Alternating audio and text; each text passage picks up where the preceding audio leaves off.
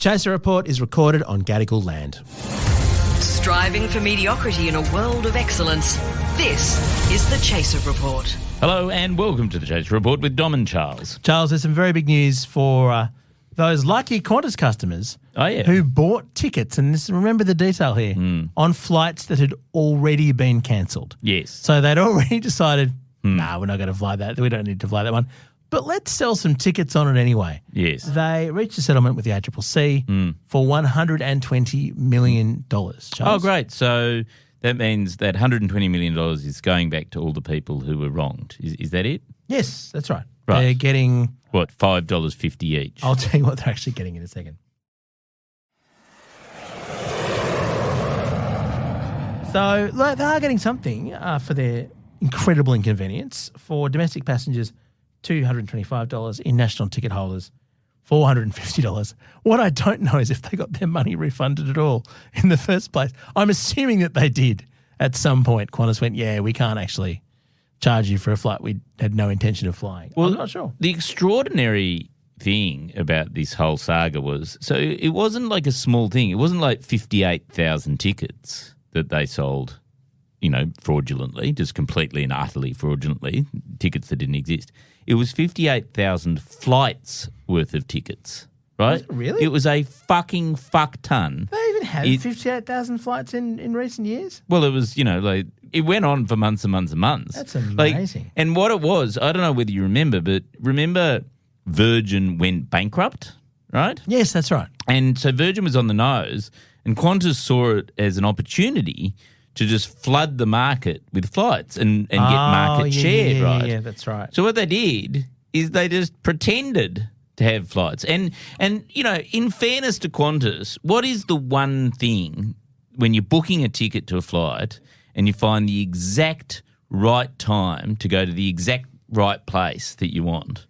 Isn't that a good feeling? It's a great feeling. You feel so good about Qantas. What Qantas was doing was it was giving that feeling to customers. Now, obviously, that feeling was then not, later on they admitted that it was cancelled or whatever. But I think people discount the sort of metaphysical well-being that Qantas was putting into the world by acting completely fraudulently. And these were times too. Let's not forget these were times when we were all suffering. Yes. We had COVID. We just really wanted to travel. Yes. We just wanted to fly anywhere. Yes. People were boarding flights to nowhere. Do you remember this happened during COVID? Yes. I think Qantas ran flights that just went up and went down. Round in a loop and came down again. So this is 86,597 customers who they did this to. Yeah. And the total number of flights was... There were more than 8,000 flights, but also another 10,000 flights where they didn't promptly notify their customers that they were cancelled. It was just it was like a little bit of a delay. Yeah. So, but the 8,000 ones were the ones where they had already cancelled the flight at the point of purchase. Right. That is an amazingly audacious thing to do. Yeah. Either that or it just reflects completely shithouse IT systems, which is also quite possible. But I remember, so when it first started coming to light, right, and I think partly because the ACCC must have been just flooded with complaints, right? I don't know whether you remember, but the first response by Qantas was to double down on it and claim that actually what people were buying when they buy a Qantas ticket is not a ticket to a flight. They buy a bundle of rights. Remember that? That's right. Remember they said, no, you're not buying a ticket. Like when you buy a ticket that says Sydney to Melbourne at 10:30 a.m. You're buying a hypothesis. You're buying a sort of set of rights that allows you to access the Qantas network, at some point in the future. You're buying it might maybe be at 10:30. an IOU. Yeah, but let's not do what every other major Western country does, which is actually have a set of rules around actually having to do those flights. Let's just treat Qantas the way Qantas has always been treated, which is as a special case that doesn't have to follow to be protected, consumer protection. Laws. Yeah. So, Charles, with that bundle of rights, could you turn up to the airport, go to let's say you remember the Qantas Club. Yeah. Could you go to the Qantas Club just to enjoy some meals, maybe work out of there, have a shower? Yeah. I bet you fucking couldn't. No, you couldn't. Absolutely No. not. And one of the points that the Herald opinion article on this from Elizabeth Knight actually said was the good thing about this for Qantas, they've actually saved a lot of money and they've saved having to make their bundle of rights argument in court, which would have been a disaster. Oh, yes, of course. So this was actually them getting out of it pretty sweetly, really, wasn't it? Yeah, because you can imagine the bundle of rights Qantas would have had in the courtroom to turn up and give evidence, and all the senior executives would have had to, swear an oath to tell the truth. But what's really interesting to me is why doesn't the government actually implement laws like they have in Europe, where if you cancel a flight, the airline gets penalised and everyone just automatically gets a whole lot of money? Well, they've just done this in the States. Joe Biden has just, and announced this with great fanfare, automatic cash payment if a flight is cancelled. Yeah. Could it be, and I'm just spitballing here, Dom, I'm not laying any allegations or throwing them around, could it be that every single politician gets invited into the chairman's lounge? It's the most cushy club. It's basically a secret club for powerful people. Charles, no, it is not. We've talked about this. Oh. You're quite wrong. Oh. It's a bundle of rights. It's a bundle of rights to go into the to go through a secret door and have French champagne and hobnob with other extremely wealthy, well-heeled elite people and not have the hoi polloi, the ordinary people troubling you. And that Albo and Jim Chalmers and all the people making the decisions. Peter Dutton. Everyone. Even the Greens are members, some of them, aren't they? Yeah, I think that's right. I think actually Max Chandler Mather is not because he refused or something. That's so like him. I know. Max, you could live in the Qantas Club. It could be your house. You could have squatters' rights. That's a good bundle of rights. So you're saying Qantas is bribing all the MPs to make the decision with the chairman's lounge? Yes, and I would say that it's literally the cheapest bribe in the world. It shows you how pathetic our politicians are. Like, they should have some self-respect. Because how much would the chairman's lounge actually cost to run each year? I don't know, 30 or 40. Oh, no, actually it would be like 30 or 40 million per lounge, wouldn't it? Because Barnaby Joyce would be a member. There's booze. And the free booze would just fucking cost a fortune. It would cost an awful lot, that's true. So, but, it's not a huge amount of money to actually get complete political protection from all sides of politics. You know how they could save money on that, Charles? What? Just put a maze made out of planter boxes on the way in. You've got to try and sort of weave your way past all.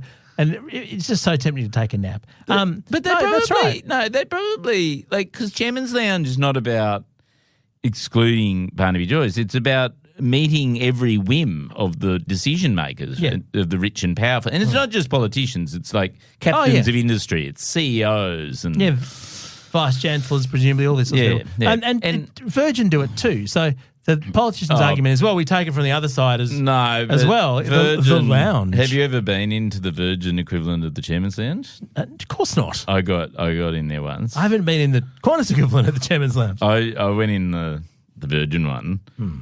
Completely empty. Oh, wow. But that's good. They probably heard Max Chandler Mather was coming in. And markedly less... Was it a good argument luxurious. For the Qantas Lounge? Yes, it was okay, let's freeze them out of the market. So this could be why the regulation hasn't happened here. Yeah.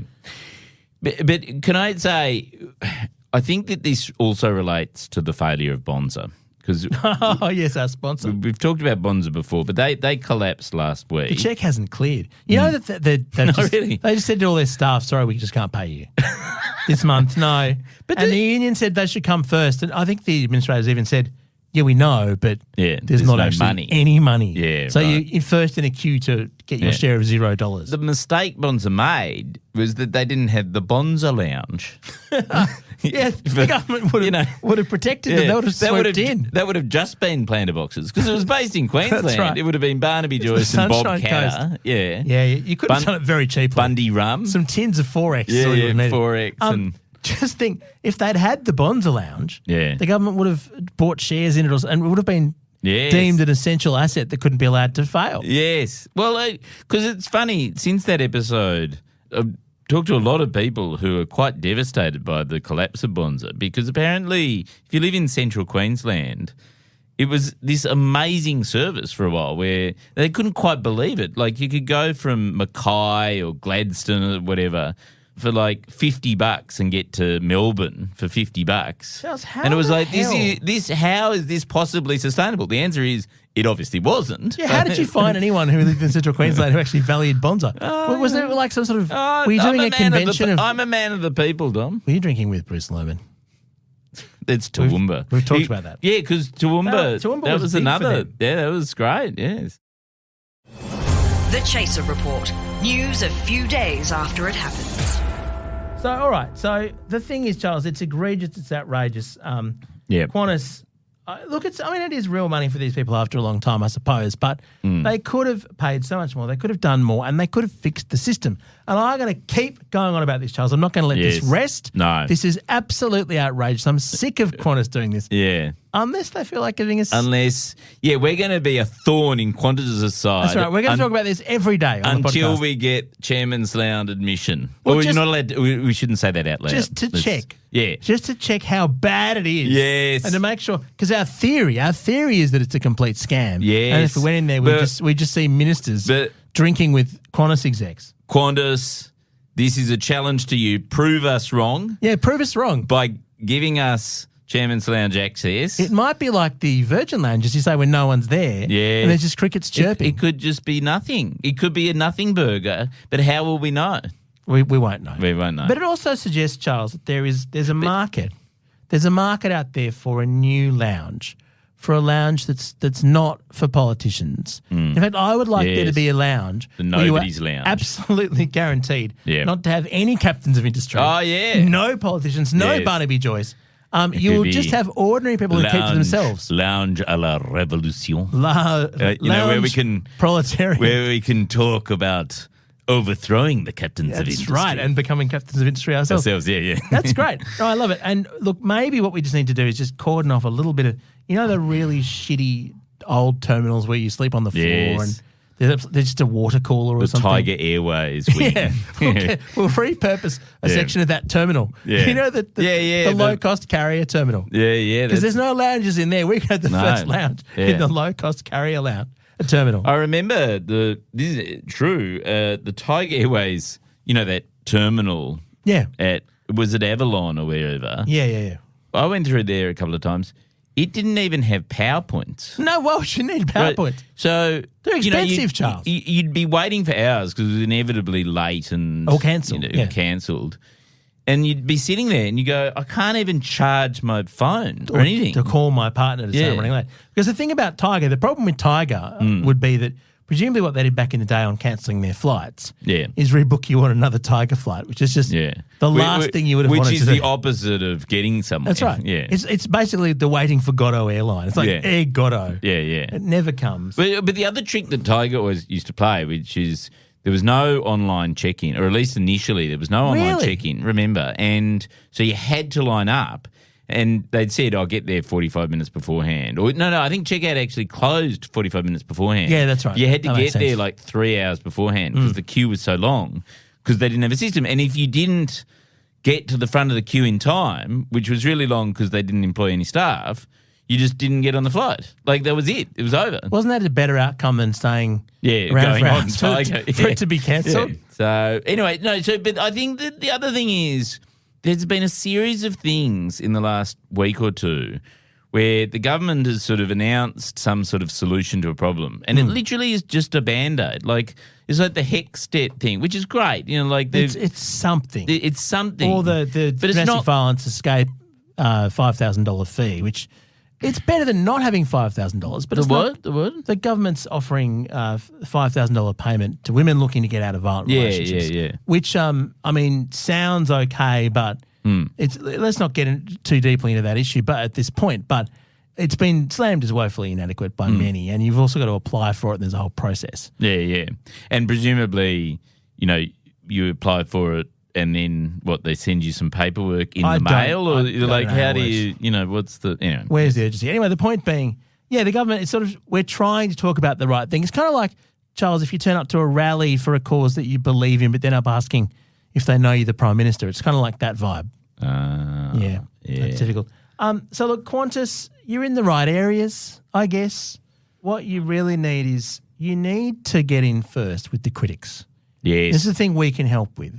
We've been criticising Qantas for the entire history of the Chaser, which is we're a couple of days away from our 25th anniversary, Charles. Yes. This whole time we're making fun of Qantas. We know Qantas's flaws better than anybody, including clearly Qantas. Yes.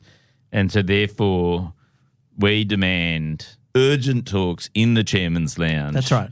To resolve our differences. To resolve our differences. Yeah. To tell you where you fall short. Yeah. We won't hold back. No. And if you're late, Yes. you're going to be cancelled. Yes. In the 2024 sense. Yes. But as troubling as this is, as difficult as it is, and as bad as Qantas's reputation has become, as far as they've fallen, Charles, there is always one thing that when you remember about it, you realise that Qantas is actually a pretty good value proposition and we shouldn't be too critical. I am. And it's something that they themselves have created. It's Jetstar. Yes. One Jetstar flight is all you need to say, Qantas, I'm so sorry. I'm so sorry. It's Please all right. let me back in. It'll be all right. Everything's all right. Don't worry about it. Just don't worry about it. You really are the spirit of Australia. That's what they've done. That's what they did. They threatened to put all the politicians on Jetstar and suddenly... Oh, they probably just threatened the head of the ACCC with having to fly Jetstar for the rest of her life. Surely the head of the ACCC is not in the chairman's lounge. Really? It's a good place for a meeting. It's a good place for negotiations. Fuck. What if she is? Fuck. Take a guess. She is, isn't she? As of September 2023. Oh, fuck her. Fuck everything. 5 of the 7 fuck commissioners. Everything. No, fuck 5 that. of the 7 ACCC Fuck commissioners that. were members of the chairman's lounge. God, I hate Australia. Fuck off. I'm gonna catch a flight somewhere else. Do you think I could get a good good booking on Qantas? Charles, you only hate this because you're not a member. Let's be honest. Gears from Road, we're part of the Iconoclast Network. And we were not joking about the chairman's lounge. That's fucked. Podcast at chaser.com.au. And we won't notice any more things like this ever again.